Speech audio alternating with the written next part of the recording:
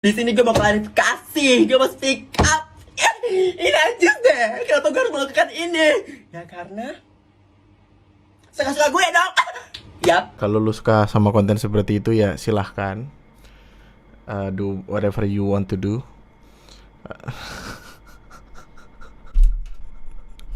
Gue kehabisan energi gue di awal-awal mau record aja, gue kesel banget. Dia pertama kerja di rumah sakit Gunung Sawo tahun 2011. Oke. Terus sempat dicari sama pihak kepolisian, bener-bener buron lah gitu.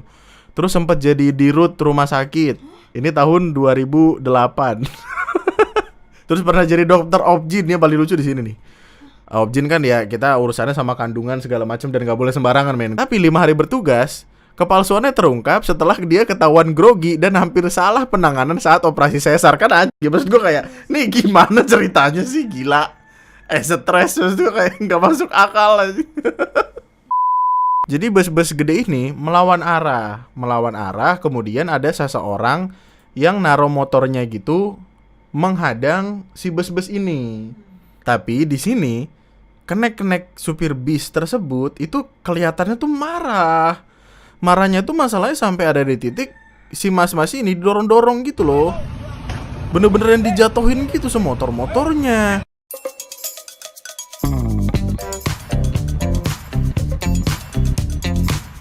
Hai, selamat datang di video gue kali ini dan selamat datang kembali di TNM. Selamat datang kembali di pembahasan lain tentang apa-apa yang terjadi di Indonesia, di mana ada beberapa pembahasan kocak menyebalkan yang nantinya akan lu tonton. Seperti contohnya perkara ini.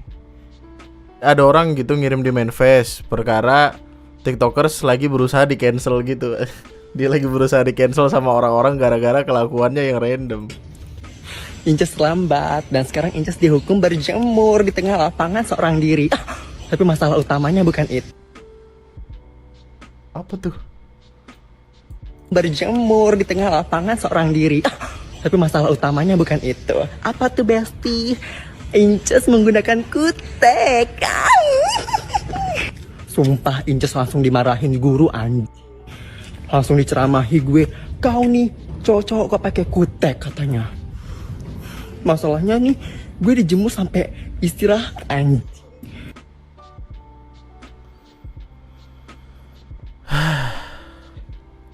Dia di TikTokers, followersnya kayak cukup banyak gitu, 1,4, likesnya cukup banyak. Terus emang kontennya demikian. Orang-orang sih di Twitter bilangnya dia ini sebenarnya udah lulus. Dia sebenarnya udah nggak sekolah di sana.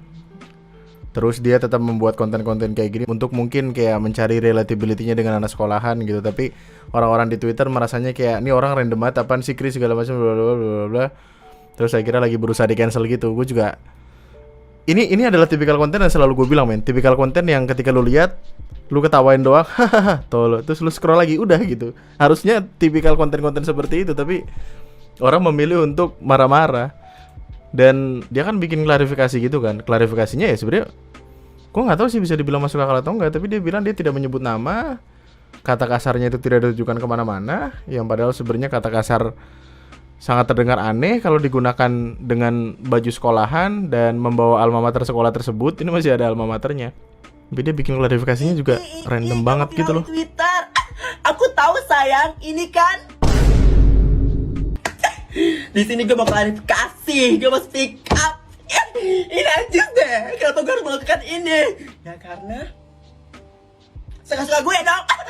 Yap. Kalau lu suka sama konten seperti itu ya silahkan, do whatever you want to do.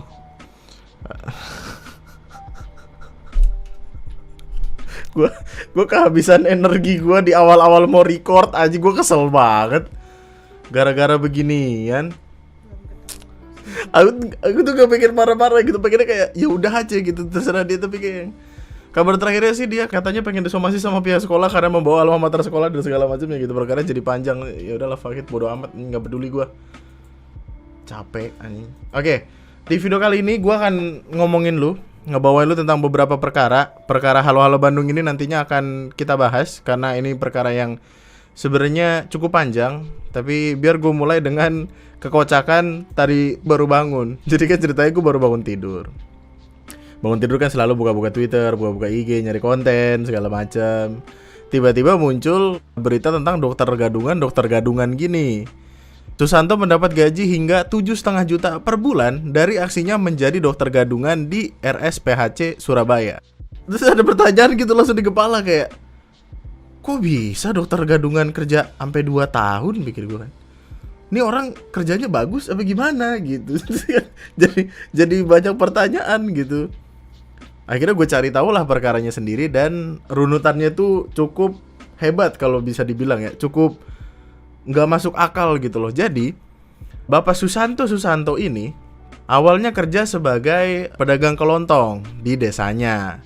Terus nggak tahu dapat dari mana tiba-tiba dia nemu lowongan pekerjaan buat jadi dokter di RSPHC Surabaya.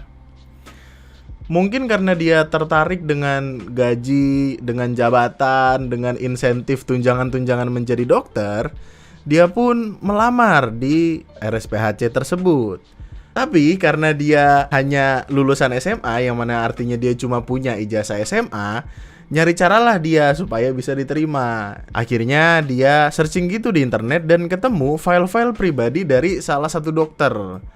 Dr. Anggi Yurikno namanya. Entah bagaimana dia menemukan kalimat sih di Facebook ya, di Facebook sama di website Fullerton ini. Tapi dia mengambil data diri Dr. Anggi Yurikno.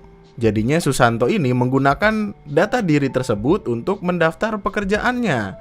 Nih, CV yang berisikan surat izin praktek dokter, ijazah kedokteran, KTP, dan sertifikat Hypercase. Yang dia lakukan ini, mengambil file tersebut, fotonya diganti dengan fotonya dia. Jadi nama yang tertera itu tetaplah nama Dr. Anggi Yurikno. Hanya fotonya saja yang punyanya dia. Lowongan itu pun dikirim by email. Dan entah kenapa dia lolos. Dia lolos, interview lah Susanto ini. Interviewnya sendiri pun online gitu loh. Jadi kayak nggak tahu pakai Google Meet atau Zoom gitu. Dan setelah interview tersebut, dia berhasil diterima. Nah. Gue nggak tahu apakah dianya yang pinter ngomong, apakah dia yang memiliki pengetahuan kedokteran, atau gue juga nggak tahu apakah ada yang salah sama HRD-nya. Mungkin ngantuk, mungkin capek, mungkin meriang terus minum paracetamol kebanyakan. Gue nggak tahu apa yang terjadi, tapi si HRD-nya ini menerima lamaran dari Susanto dan menjadikannya dokter. Akhirnya Susanto ini pun dipekerjakan di klinik K3 PT Pertamina Cepu. Jadi intinya dia tuh bekerja bukan di rumah sakit ya, tapi di klinik, semacam klinik kecil gitu, buat meriksa kesehatan karyawan-karyawan yang kerja di PT Pertamina. Mungkin itu salah satu alasan kenapa dia nggak ke-tracking. Maksudnya ini ya dia urusannya sama karyawan doang gitu, nggak sama atasan dan segala macemnya. Intinya Pertamina itu kerjasama sama RSPHC buat kayak nyari dokter untuk ditaruh di tempat kerjanya Pertamina untuk ngecek kesehatan karyawan-karyawannya gitu. Tapi kan karyawan Pertamina kan kalau mau masuk dia harus ada MCU kan, medical check up, harus ada surat kesehatan segala macam, yang artinya technically speaking yang masuk adalah orang-orang yang sudah sehat. Jadi mungkin itulah kenapa dia nggak ketahuan gitu. Dan yang gue bayangin sih, karena orang-orang yang kerja di Pertamina tadi itu rata-rata udah pasti sehat yang diterima, paling Susanto ini kerjanya ya cuman tipikal kayak yang tensi, ngecek detak jantung, nimbang, gitu-gitu aja kayaknya. Sama mungkin paling mentok kayak ngasih surat rujukan ke rumah sakit dan segala macamnya gitu. Jadi kayak bukan yang berat-berat banget pekerjaannya. Dan mungkin dia memanfaatkan itu dengan kepintarannya. Kerjalah dia selama 2 tahun ya kan. Jadi dari bulan Juni 2020 sampai Desember 31 2022. 2 tahun lebih lah gitu. Coba lu bayangkan apa yang sekiranya dia lakukan sebagai dokter selama 2 tahun itu. Gak mungkin yang dia ada pasien datang nih, ada pasien kayak, aduh dok, setiap kali saya megang perut saya sakit. Oh jangan dipegang dong perutnya. Oh iya sembuh. Gitu. Aneh banget, apapun yang dia lakuin kayaknya gak penting-penting amat. Tapi masalahnya kok bertahan 2 tahun gitu loh. Setelah kerja 2 tahun itu, dia tuh rencananya bakal dapat kontrak selama 7,5 tahun.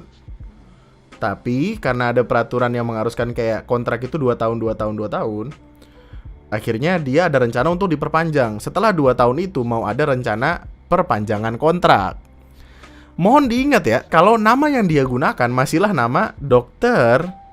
Anggi Yurikno. Namanya tuh masih Dr. Anggi Yurikno. Ini cuma fotonya doang yang diganti kan. Jadi dia di sana juga dipanggilnya dokter Anggi. Di sana dia dipanggilnya Dr. Anggi juga. Nah, terus dari RSPHC ada orang yang dijadikan saksi namanya Ikawati. Jadi Mbak Ika ini kayaknya yang ngurusin perkara perpanjangan kontrak segala macem gitu. Nah, Ikawati ini minta buat Susanto ngasih berkas persyaratan lamaran kerja buat perpanjang kontrak. Jadi seolah-olah kayak ditelepon nih kayak, permisi dokter Anggi, minta berkas-berkasnya dong nih supaya bisa diperpanjang kontraknya gitu. Oh, karena yang pertama via email. Karena yang pertama via email. Nah, waktu dikirim berkas-berkasnya ada ketidaksesuaian ditemukan oleh Ikawati ini. Jadi hero-nya itu adalah Mbak Ika ini sendiri. Ada ketidaksesuaian, sertifikat dokternya itu kelihatan ada yang aneh. Akhirnya setelah dicek ini itu segala macam, ketemulah nomor asli dari dokter Anggi Yurikno. Dokter Anggi yang beneran. Diteleponlah dokter Angginya. Halo dokter Anggi, ini kita mau perpanjang kontrak segala macam gitu-gitu. Tapi dokter Angginya ngelak. Enggak kok, saya ini tinggalnya di Bandung dan saya tidak pernah mengirimkan lamaran ke RSPHC. Dari situlah perkaranya dimulai. Dari situlah Susanto ketahuan dan dilaporkan ke pihak kepolisian. Anggi Yurikno pun merasa kecewa dan emosi sebab ia mengaku tak pernah memberikan identitas dan mengizinkan orang lain menggunakan kewenangannya sebagai dokter. Nah itu. Akhirnya sidang ini itu segala macem. Perkaranya itu sebenarnya udah dimulai cukup lama dan gue juga jujur-jujuran bingung kenapa baru ramai sekarang. Apakah ketika sidangnya ketahuan ini dokter Anggi nih, ini Susanto, ada jauh kan kalau dipikir-pikir itu. Persidangan datang loh. Alisnya kayak Om Deddy lagi. Akhirnya keluarlah omongan yang bilang kalau RSPHC itu mengalami total kerugian 262 juta selama 2 tahun itu. 2 tahun lebih ya. Jadi kayak hitungannya tuh gaji, tunjangan-tunjangan segala macem, hitungannya kerugian gitu. Dan Susanto juga terancam pasal 378 KUHP tentang pemalsuan identitas. Kabar terakhir yang gue dengar adalah kan ini tanggung jawabnya HRD juga kan. Pihak HRD dan beberapa orang yang bertanggung jawab atas lulusnya Susanto dalam tes kerja tersebut akhirnya diberikan sanksi. Sanksinya apa ya? Tertulis dan segala macam ini itulah. Itu bisa menjelekkan nama perusahaan, anjing, kesel banget deh harusnya. Pokoknya ini tuh bener-bener catch me if you can di kehidupan nyata. Buat lo yang belum pernah nonton ya, gue saranin tonton deh. Tonton Leonardo DiCaprio, Tom Hanks, kombinasi yang bagus. Sedikit spoiler, di filmnya pun Leonardo DiCaprio berperan sebagai dokter juga gitu. Gue curiganya. Jadi kan SMA-nya itu tahun 90-an kan lulusnya tuh kayak 98, 99 gitu Susanto. Takutnya kayak ketika filmnya keluar 2002 dia nonton, terus dia perankan itu untuk dijadikan di kehidupannya sehari-hari. Aja lucu banget man.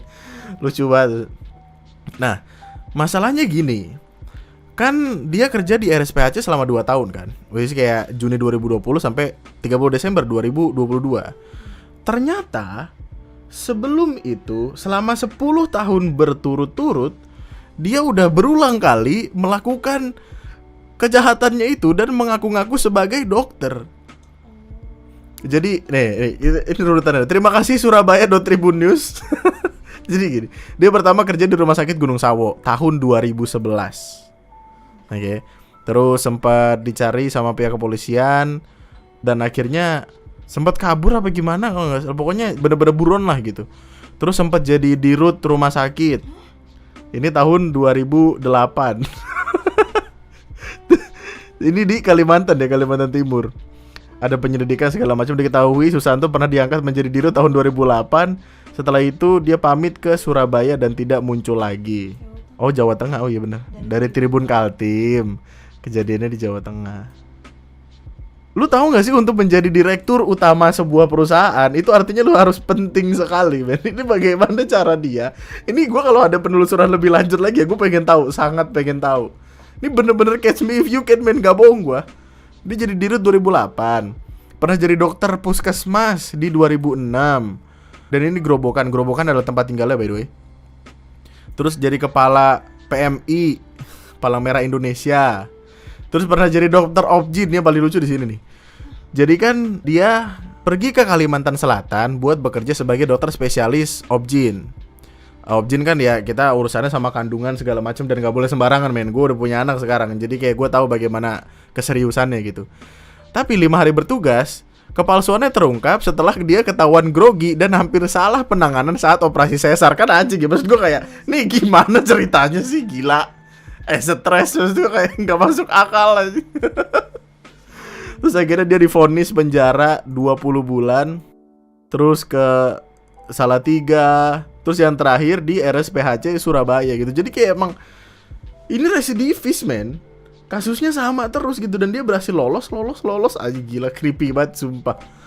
Ini emang itu deh, pengen jadi dokter. Iya, yang gue takutin adalah dia emang dari kecil tuh bercita-cita buat jadi dokter. Takutnya sampai akhirnya dia ketika dewasa mempercayai dirinya adalah dokter, dan itu dilakukan dalam kehidupannya sehari-hari gitu. Takutnya emang ini cita-cita yang gak kesampaian, tapi dipaksain aja sama dia gitu. Gokil, men. Gokil, gak masuk akal, gila.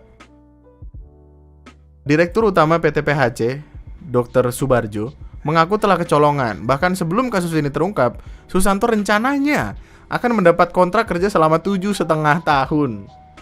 Dia kalau misalkan nggak ketahuan gara-gara Mbak Ika ini, dia sampai sekarang loh masih ngurusin karyawan-karyawan Pertamina. Meskipun pada akhirnya pihak rumah sakit berani menjamin kalau tidak ada masyarakat atau warga-warga umum gitu selain karyawan yang diperiksa, tapi tetap aja kan rada nyilu ya. Maksudnya kayak yang paling aneh perkara mau operasi sesar, men. Hampir salah penanganan saat operasi sesar. Gila gak lu? Kalau jadi laki yang istrinya lagi dioperasi sesar gimana ini? Sembarangan aja. Ya udah. Sidangnya lagi berjalan, dia udah jadi terdakwa sekarang. Terus gua nggak tahu nih bakal dipenjara berapa tahun. Tapi kalau misalkan kalau kita udah dipenjara, keluar dipenjara lagi, bukan nambah perkara tuh. Aduh, serem banget maksud. Pasal 378 KUHP, hukuman penjaranya paling lama 4 tahun. Sebelumnya dia penjara 20 bulan. 20 bulan ya, 2 tahun kurang. Kalau paling lama 4 tahun ya. Gua nggak tahu harus gimana. Apakah gua harus bilang ke lu buat hati-hati, atau gua harus bilang masalahnya ini yang nge-tracing satu-satunya kan si HRD dan segala macemnya gitu. Kayak gimana dong? Ya semoga ditangkapin aja lah, Pak. Begini mah gimana kejadiannya? Gak masuk akal banget. Orang pinter bisa ditipu, penipu kelas atas nih, alias sudah expert gitu. Ya iyalah, pengalaman 20 tahun nipu orang gimana nih? Kamu. Tapi di rumah sakit sebelumnya dia pakai data orang lain juga. Nah itu yang nggak tahu, apakah dia di rumah sakit sebelumnya ini yang deretan ini dia pakai identitas orang lain juga atau enggak, kita nggak tahu. Cuman ini orang gokil, men, nggak masuk akal bener. Leonardo DiCaprio kalah. Hati-hati ya. Gimana hati-hatinya juga gimana, nggak bisa. Kalau misalkan ketemu tetangga lu tiba-tiba pakai baju dokter padahal dia lulusannya SMA. Bukan kita merendahkan lulusan SMA, tapi kan orang tuh kalau mau jadi dokter susah, men. Harus ada surat izin praktek dulu, harus ada koas dulu, harus ada ini itu segala macem. Gak gampang tiba-tiba moro-moro megang gunting sama peso buat ngebelek orang gimana? Sembarangan. Bukan jadi dirut itu minimal profesor ya? Minimal jadi dirut itu harus profesor. Siapa tahu dia yang ngambil data profesor. Aduh, Tuhan tolong aku, katakan pada ya. Nggak masuk akal. Oh my god. Kelas kakap, men. Penipu kelas kakap ini nggak bisa diremehkan orang ini, sumpah dah. Nggak masuk akal, nggak masuk akal samsek. Kadang tuh kejahatan orang tuh aneh-aneh men, sumpah dah. Gue nggak tahu apa yang dia lakukan sih. Kalimatnya dia hanya ingin ini sih karena faktor ekonomi dan seperti alasan lainnya gitu. Tapi kan ya kalau sampai lu ngorbanin orang lain yang bahkan lu nggak kenal kan aneh banget. Kejahatan aneh-aneh nih.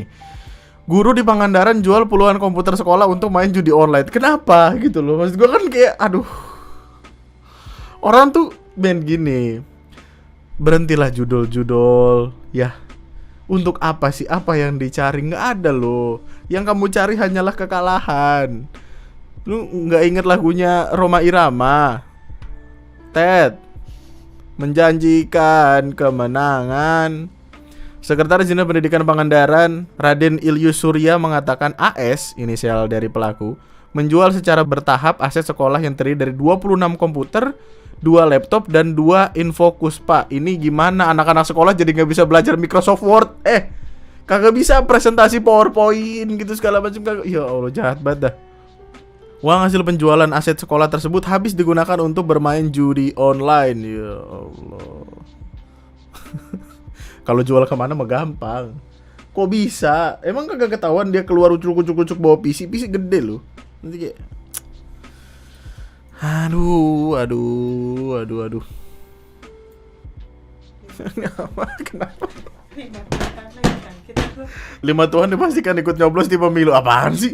Twitter gue tuh kadang aneh-aneh, sumpah gue gak bohong dah. Gue gak tahu apa yang gue temuin, gue gak tahu apa yang terjadi. Tapi kalau lu pengen ngelihat sesuatu yang aneh-aneh, lu buka likes gue di Twitter, isinya pasti gak jelas men, sumpah dah. 5 Tuhan dipastikan ikut nyoblos di pemilu. Wah. Ini gue gak tahu ya, bagus atau enggak, boleh atau enggak. Tapi kalau misalkan temennya manggil dia gimana? Lu dipanggil Tuhan? Nah. Yang tanggal lahirnya sama. Oh iya, tanggal lahirnya sama ya? 1 Juli ya? Iya, bawah yang paling bawah. 1 Juli. Ini temenan apa gimana sih? Jember ya Allah. Tuhan paringono sabar kuat selamat langgeng sentos. Gini deh. Beralih ke Instagram. Jadi ada sebuah video yang sebenarnya video ini tuh ngebikin kesel banyak orang. Karena gini, kita kan udah sempat ngebahas tentang perkara motor ngelawan arah, yang entah yang di Tebet, entah yang di mana lagi gitu, Lenteng Agung, kan perkaranya jadi makin naik kan. Tiba-tiba ada sebuah video yang ngasih lihat bus besar yang kemungkinan besar lagi bawa penumpang, kelihatan kok ada penumpangnya di dalam. Itu dia melawan arah. Oh, ini enggak deh. Ada nggak sih? Ada tuh. Ada. Jadi bus-bus gede ini melawan arah, kemudian ada seseorang yang naruh motornya gitu menghadang si bus-bus ini. Karena kayak beberapa kali lah kita lihat di internet ada orang ngelawan arah dihadangnya dengan motor gitu, atau mungkin dia juga sering nontonin itu apa? Video-video YouTube yang video YouTube yang ngalangin jalan itu. Tapi di sini kenek supir bis tersebut itu kelihatannya tuh marah. Marahnya tuh masalahnya sampai ada di titik si mas-mas ini dorong-dorong gitu loh. Bener-bener yang dijatuhin gitu semotor-motornya. Ini tuh menyebalkan sekali untuk dilihat karena dia yang salah kok dia yang galak. Kayak iklan LA Mild. Lo yang salah, lo yang galak gitu loh. Ini men sampai ada di titik motornya digeser, dilempar motornya. Ini penumpangnya banyak loh, iya kan?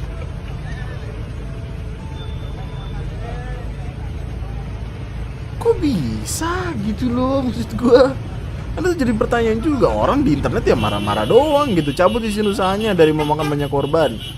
Mana nih suaranya? Biasanya kalau ada yang nyalain suka nongol terus nggak keterima. Kami cuma supir bis yang lagi cari nafkah untuk keluarga bla bla bla. Iya tahu.